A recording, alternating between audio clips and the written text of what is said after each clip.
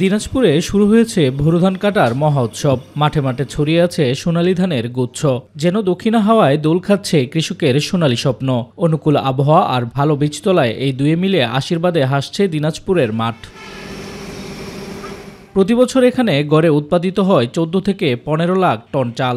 আউশ, আমন, বোরো সব মিলিয়ে দিনাজপুর ধানের জেলা। এবার বোরো ধানের বাজার দর বেশ ভালো, তাতে যেন উৎসবের আমেজ আরো গভীর হয়েছে। শুরু থেকেই এ পর্যন্ত আলহামদুলিল্লাহ ওয়েদার ফেভার থাকার জন্য খুব ভালোভাবে আছে, আপদ বালাই খুব একটা নাই।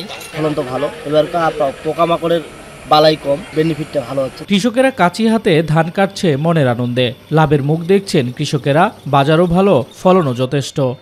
কালার এক্সপার্ট, জর্জ স্যাপ এবং মাইল্ড অন হ্যান্ডস টেকনোলজি সমৃদ্ধ অরিক্স ক্রিস্টাল ওয়াশ আপনার নন। প্রতি বিঘা থেকে মিলছে 45 থেকে 46 মন ধান। লাভ হচ্ছে 15 থেকে 16 হাজার টাকা পর্যন্ত। বড় ধান আবাদ খুব সুন্দর হয়েছে। আমরা ধান কাটা ইতিপূর্বে শুরু করে দিছি। গতকালকার তুলনায় এবার ফলনটা আরো বেশি হয়েছে। ফলন দিলে ভালো হয়েছে। এই ধানটা মোটামুটি 45 মনের মতন ফলন হবে। 10 থেকে 15 হাজার টাকা বিঘা প্রতি অনেকটাই লাভ হয়ে আসছে। কৃষকরা মোটামুটি খুশি। সদর উপজেলা কৃষি অফিস জানিয়েছে এবছর 20,000 হেক্টর জমিতে বোরো ধানের আবাদ হয়েছে।